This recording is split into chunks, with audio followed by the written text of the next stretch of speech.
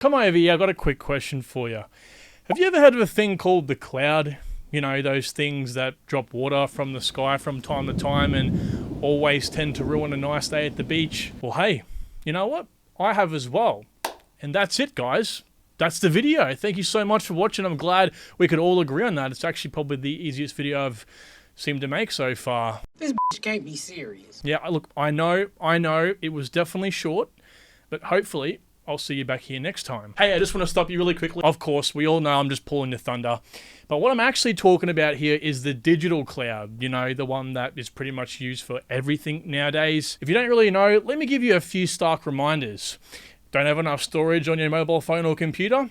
Easy. Just go buy some storage on the Google Cloud and you'll be able to upload and access your files from anywhere on any device. Or what about you want to create your own website but you can't afford to host your own server? Well, that's fine as well. Just use Amazon Web Service or Microsoft Azure to host it for you and pay as you go. Or are you a creative thinker that wants to boot up your own decentralized application but don't know what chain to build it on or even how to build it?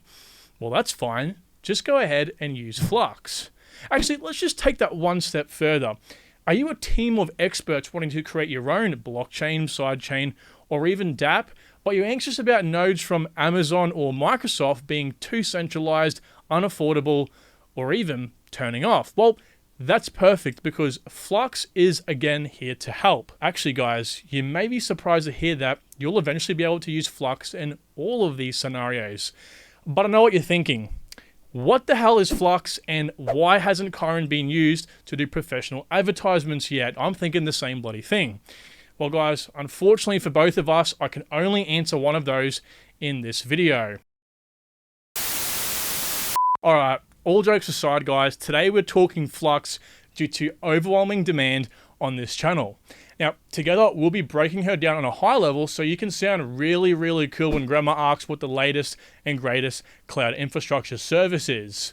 And for those who really don't know how I personally operate, and to be as clear as possible, this video is only going to be a high-level overview of Flux, and at the very end, I'll rate her on a scale of 1 to 10 based on how objectively good this so-called blockchain as a service really is. Then, guys, in a video I plan to post later in the week, I'm going to review the fundamentals of Flux and rate those out of 10 as well. Now, that video will include things like the team, tokenomics, memetics, defensibility, and so on, with my all-important price prediction for 2025 at the very end of that video.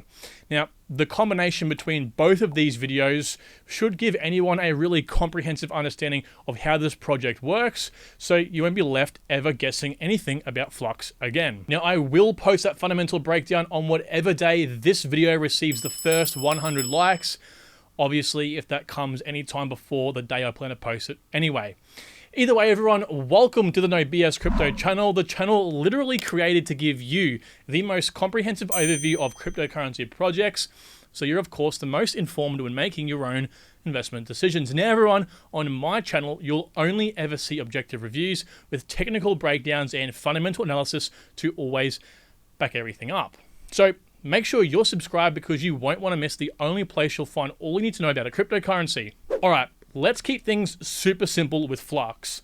Now, for those who aren't quite sure, Flux is a decentralized cloud infrastructure service, more or less competing with the likes of centralized alternatives such as Amazon Web Service and Microsoft Azure. The difference between Flux's decentralized take on cloud computing versus its centralized competitors is that Flux uses a combined resource of 14,600 nodes that are currently connected to its public open source blockchain network.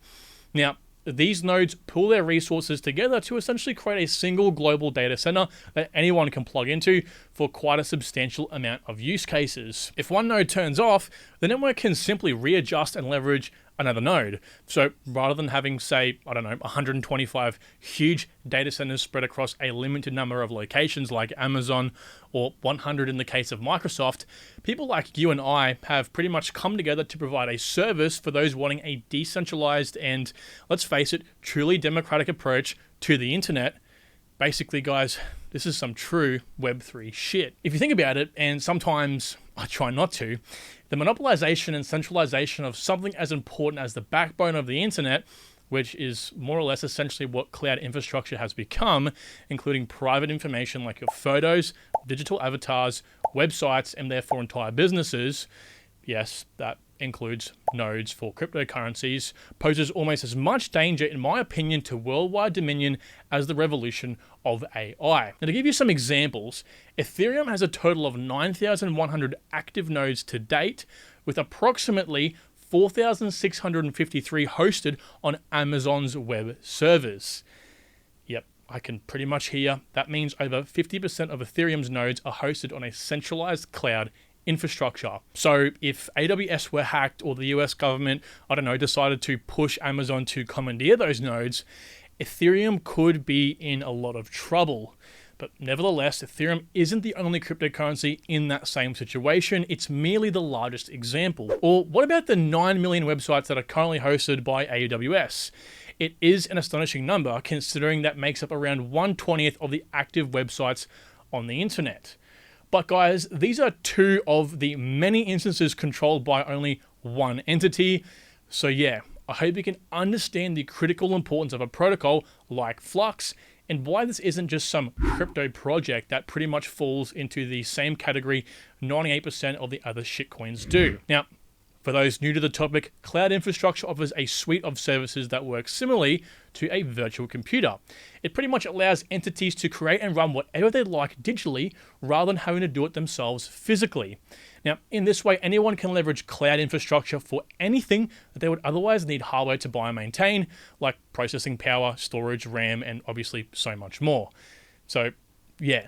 This means rather than you or I running a blockchain node with hardware, we could simply run a virtual node on Flux and operate it digitally. Or if you wanted to create your own website, for example, you could use Flux to host a server and provide storage or route traffic. The list quite obviously just never ends. I'll be honest.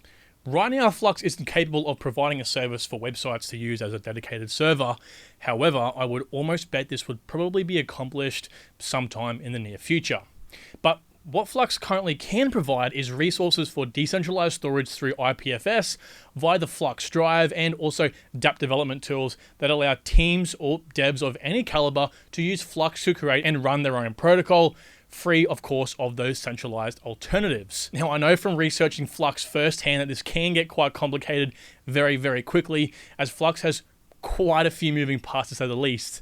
And also, not to mention, the recent rebranding from Zcash to Flux back in March of 2021 means a lot of the papers are written referencing Zel nodes rather than Flux nodes, for example. So I would assume if I was in this position, a lot of others are also in that position as well. So if this is you, the infographic I've created on screen should hopefully help you understand what is going on here. Either way, we're going to use this infographic to explore how Flux actually works, hopefully clearing up any inconsistent theories people have. Now, let's start off with the Flux blockchain itself. Well, it's actually a fork of Zcash, which in turn is a fork of Bitcoin. So technically, you could say Flux is a fork of Bitcoin. Now, represented at the bottom of the infographics, the Flux blockchain onboards those nodes who contribute their resources to the FluxOS.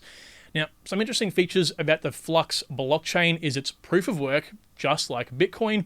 However, it uses its own mining algorithm called FluxHash that ensures the system remains ASIC resistant. Now, this basically means that powerful crypto mining specific hardware cannot be used to mine the blockchain, further decentralizing the network, as cheaper GPUs are all that is required to obviously mine and run the blockchain. Now, this is obviously great news for anyone looking to spin up a node, as a single Bitcoin miner can literally cost around $19,000 when the markets are on the up and up. And I, out of all people, should definitely know that. Next, the block reward is halved every 2.5 years rather than every 4 or so years like in Bitcoin. Now, for some reference, at Genesis, the block reward was actually around 150 Flux, which is now sitting at 75, and you can actually expect this to drop to 37.5 on February the 4th, 2023, so that's more or less a month away. Now, this means that every time a block is mined, which is exactly every 120 seconds, there are currently 75 Flux rewarded for whatever miner produced that block. However, though, guys, the real kicker is that this reward is actually split between the miners and the Flux nodes on the network, as I have also represented in this infographic. Now, if you're wondering why, well, the Flux nodes at the network level basically act as regular nodes on a typical POW system in that they don't receive any rewards. Boo-hoo, right? Well, as these nodes actually perform a very important task on the network, Flux has obviously decided to reward them, which is fair enough. Now, to do so, they're actually placed in a queue-like system whereby the latest node added to the system is entered at the very bottom of the queue, just like lining up for your favorite ride. Now, when the node reaches the first position, they receive the block reward for that specific tier. It's pretty much only fair and it makes sense. I know.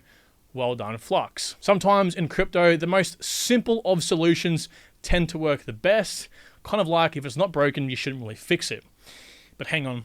I do know you're probably wondering what I meant by tiers a second ago. You see, the Flux nodes aren't like any old node. They're actually divided into 3 distinct tiers that are distinguishable by hardware requirements and stake. Now they are Cumulus, Nimbus, and Stratus, just like the levels of clouds. Now, each tier has its own queue of nodes with a higher share of the block rewards given to the tiers that obviously have beefier hardware and more stake. And just like any proof-of-stake algorithm, the Flux nodes are slashed if they misbehave, so that's pretty much why they have to stake. But what's really cool is that the miners and Flux nodes actually receive an additional reward on top of the Flux tokens they receive on the native Flux network. Now, believe it or not, across every tier, for every 1 Flux token that is rewarded on the native chain, they receive an equivalent of 0.1 Flux tokens on each of the first 10 parallel asset chains, effectively doubling their reward. Now, parallel assets are basically a select group of blockchains that Flux interoperates with, connecting their rich ecosystems together via what's called the Fusion Bridge. Now, right now, there are the 7 you can see on your screen, with the remaining 3 reportedly on their way. Now, it's these first 10 that will only be used to distribute the parallel asset rewards, with any subsequent blockchains simply being interoperable with Flux. Now, this all happens through the Zelcore wallet, and from there, a function within the wallet called Fusion.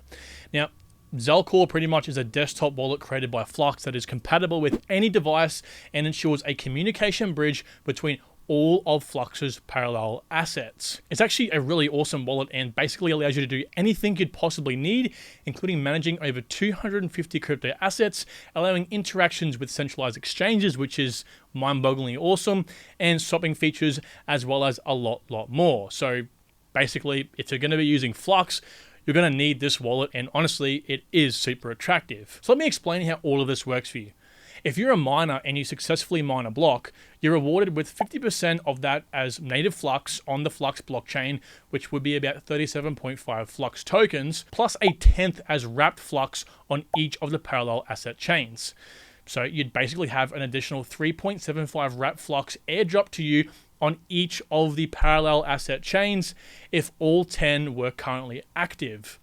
Now, the same with obviously the Flux nodes, except in the Flux nodes case, these guys are simply just airdropped all of their tokens as they just queue and they don't actually mine any blocks. So what that means for a miner and Flux node operator is you'll actually have to be a lot more interactive as an operator compared to other chains, for example.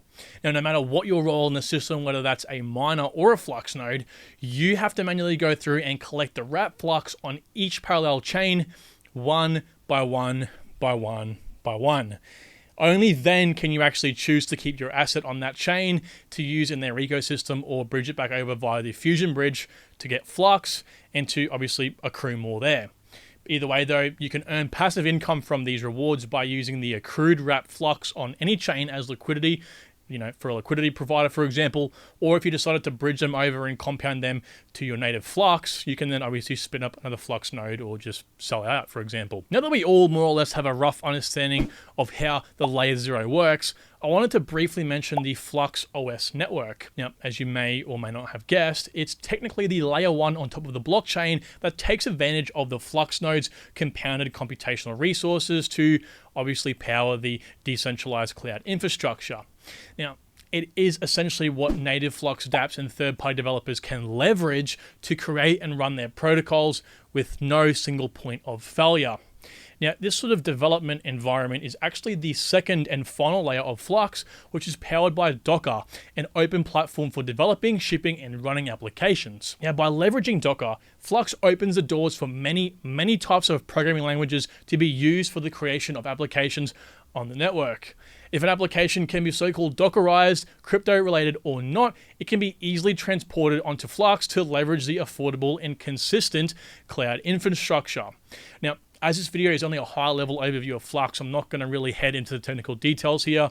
So all you really need to know is that Flux plans to compete with the centralized alternatives like, Amazon Web Service and Microsoft Azure to become the backbone of general applications, dApps, and obviously other types of protocols that plans to power Web 2 and eventually Web 3. What a mouthful, Jesus. Remember earlier when I said over half of Ethereum's nodes are actually run on AWS?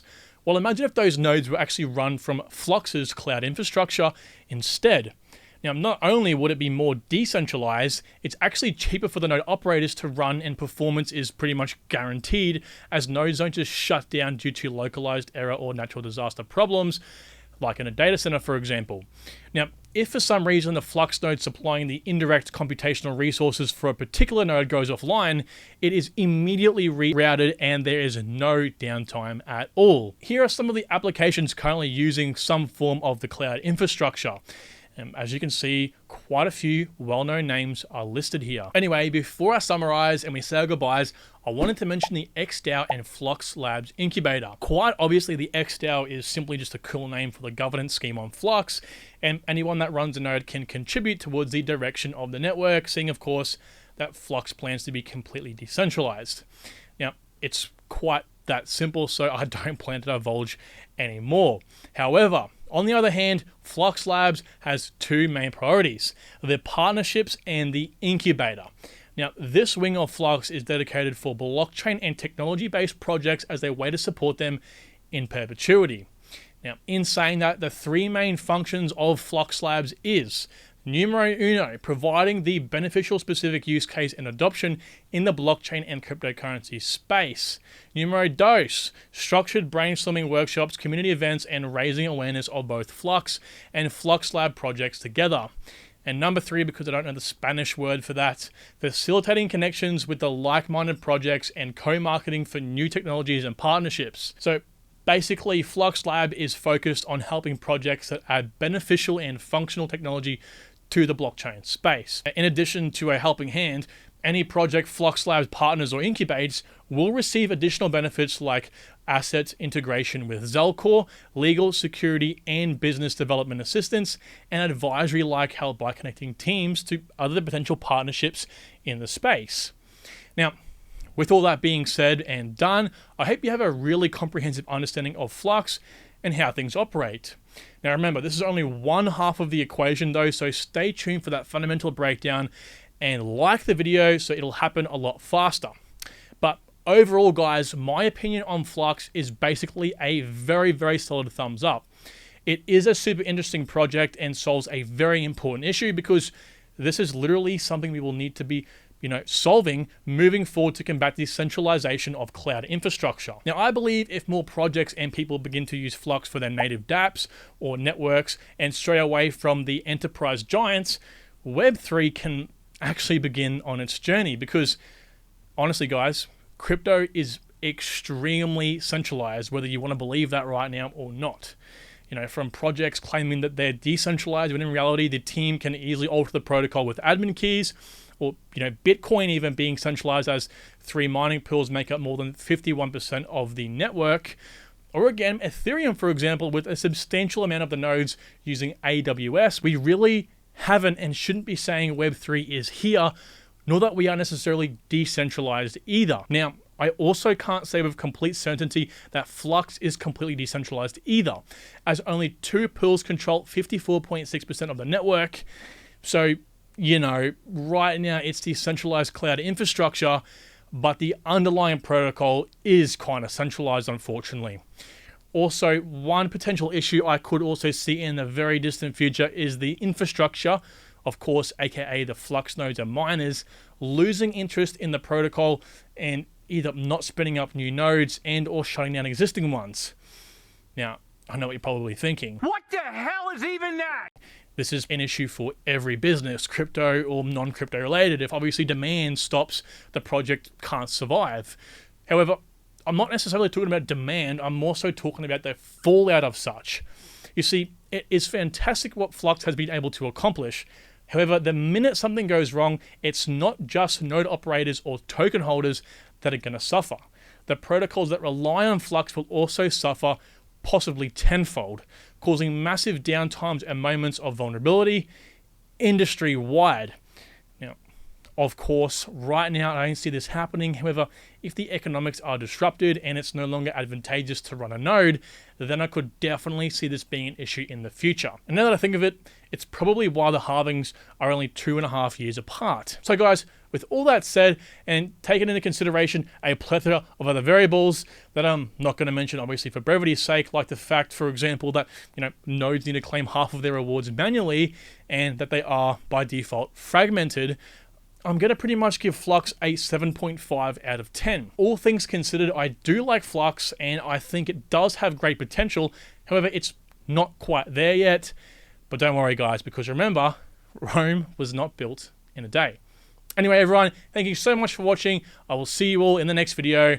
Bye. Hey, I just want to stop you really quickly and thank you so much for watching this video. If you'd like to see the fundamental breakdown of this project, please click the link over there. And if you want to see a whole new review altogether, click the link down there. If not, make sure you subscribe for future videos and interviews.